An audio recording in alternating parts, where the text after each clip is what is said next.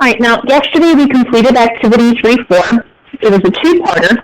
You folks had two examples of personal narratives or autobiographical narratives, one titled Nice, the other a poem, First They Came to the Communa. And after you read those two texts, you worked with your group and held your second and final practice discussion. So how was the combination of reading the text and practicing a secondary discussion preparing you to have that formal book discussion, which will be your assessment? Go ahead and write that down as your purpose statement next to 3-4.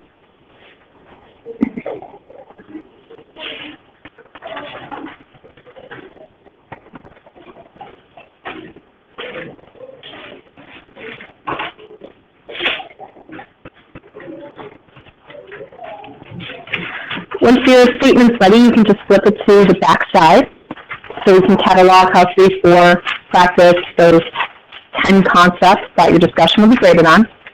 You can look at the class bookmark, copy from there, or you can listen to me if you have trouble seeing it. 3-4 practice 6 out of the 10 concepts.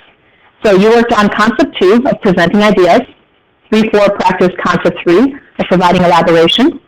You practice concept 4 of demonstrating collaboration.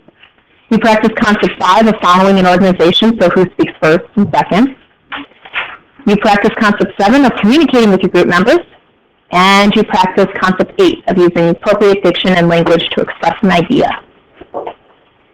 So once your bookmark is all filled in, you can close it up, put that piece away. We're not going to look at it anymore. And you can open up your Springboard to 175. We're going to be making a couple of quick notes on this page. If you have a highlighter, there's only going to be one piece that will highlight. And once you get to 175, go ahead and just use those two learning targets.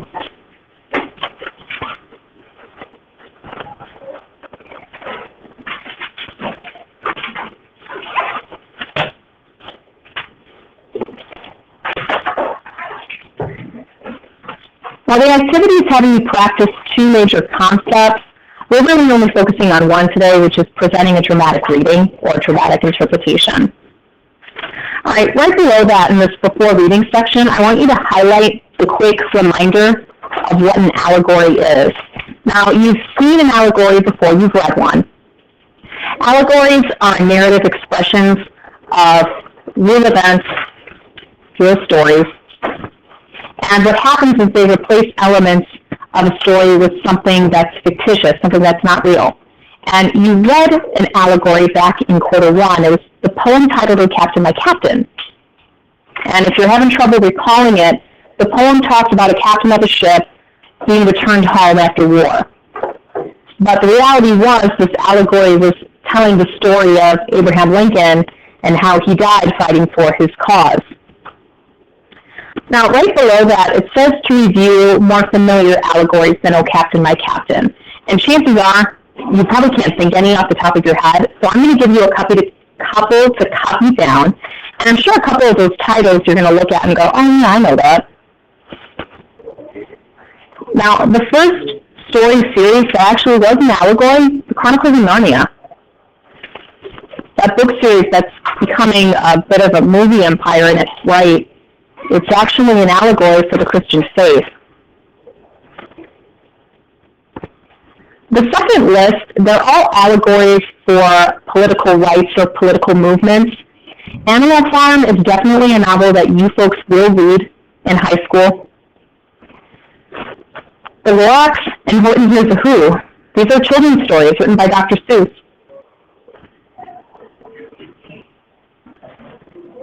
And who knew that they actually were talking about some kind of political activism within them? At least when we were kids, we didn't know that. We just thought they were fun stories.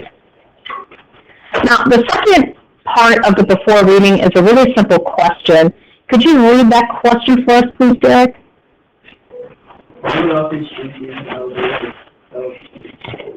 So why might an author take a real story, but maybe switch the characters, switch the events around?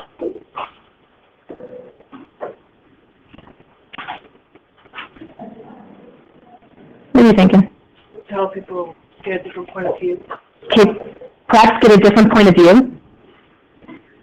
so that everyone can read it. It's not just directed at a certain group of people. Thanks. Get a wider audience, a bigger group. If we make a story about recycling a little bit more kid-friendly, maybe you'll start getting those 4-year-olds to realize as they get older, oh, yeah, I should have been recycling back in the day. Okay? The allegory that you're going to read today, it's about the Holocaust, obviously, and it's a children's tale. Now, why might I decide to make those drastic changes if I'm telling a child a story that's supposed to be about the Holocaust? Why might I want to make these drastic changes of characters or events? Yeah.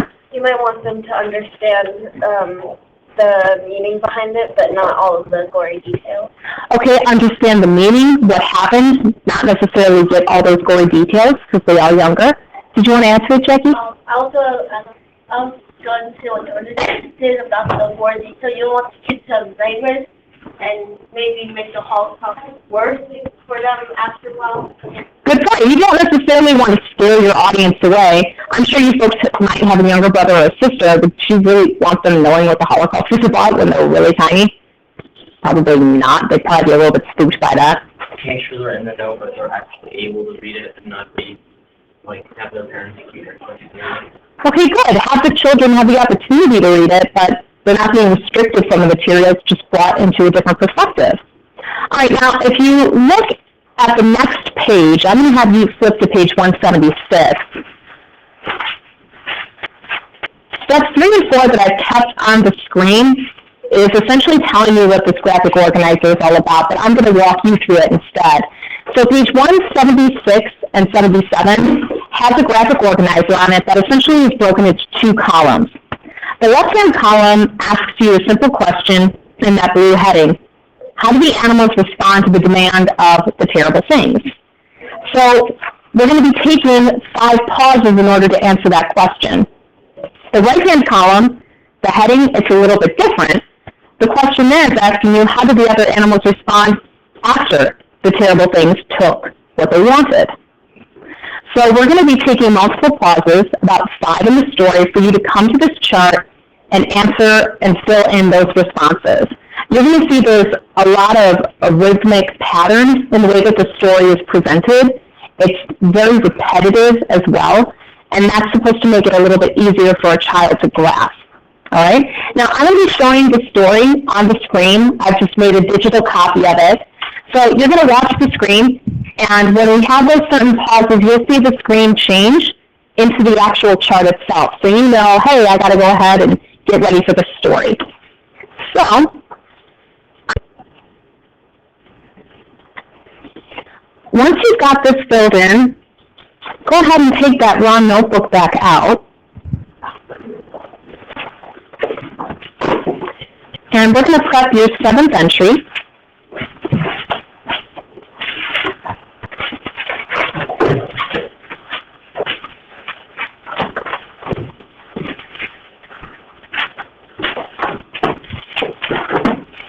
So it is the 2nd of February, and we're titling this entry Terrible Things.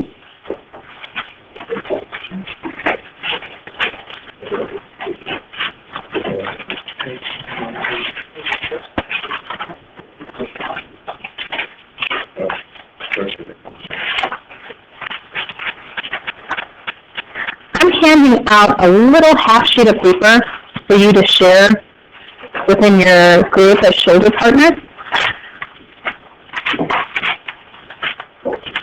Now, this entry, just like entry 5 and 6, it's going to have 2 pages, so we're front and back or side by side, depending on how your notebook is looking right now. And at the top, we're going to title Terrible Things, Passage.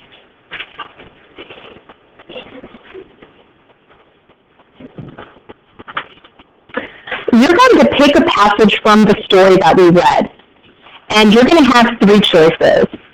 2 choices are on the half sheet that you and your shoulder partner share. So the left-hand side of the image would be one passage. The right-hand side of the image would be a second passage. Now, the third opportunity is going to appear on that piece of paper that's kind of like your example on the screen. But what you want to make sure to do is you want to copy down that passage word for word with punctuation. And the passage that you select is the one that you're going to practice preparing to read dramatically in front of your partner. So a third possible passage is on the screen. You could use that one if you want to copy. If not, you can choose one of the two that's on that half sheet between you and your partner. So I'm going to give you about 2 minutes to kind of make that decision and copy it down in your entry.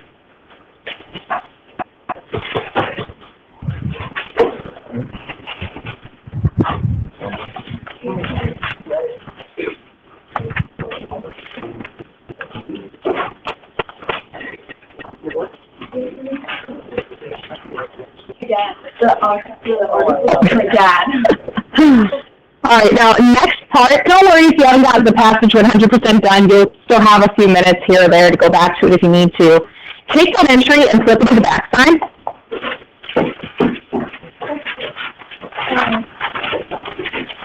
And for this one, go ahead and turn your notebook horizontal, that way you've got more room to work with it. And we're going to call this next portion the partner evaluation.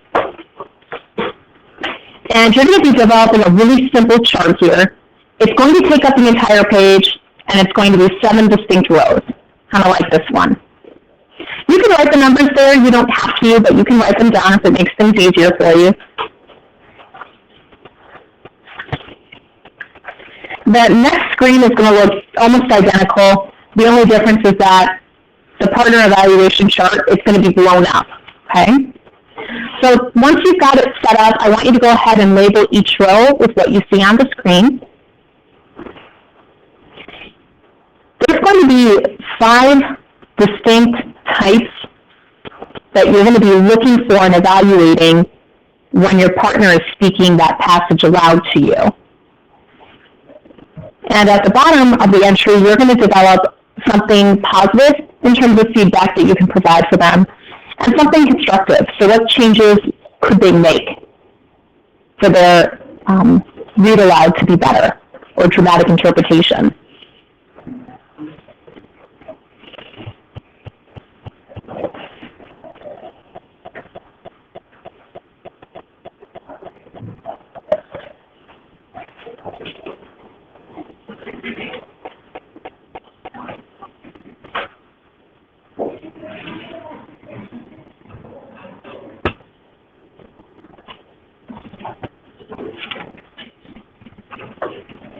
You know, the next screen is going to be almost identical.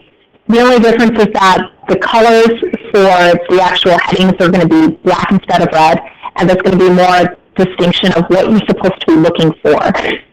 So there they are. They're just in black ink instead of red. They're still up there.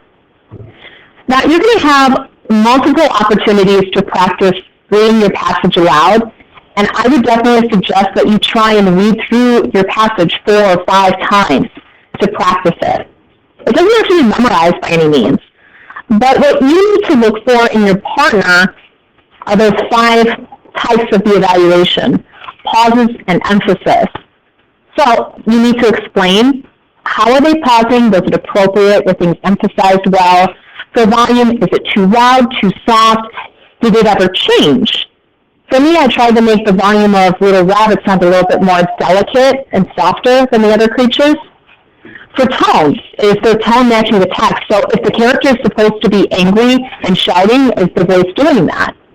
For enunciation, are they having any difficulty in pronouncing the words? Did they accidentally trip or stutter over anything? And then you want to write down what's one thing that they did positively and one thing that they can improve, a change they can make to do better. So within your groups, you can partner up.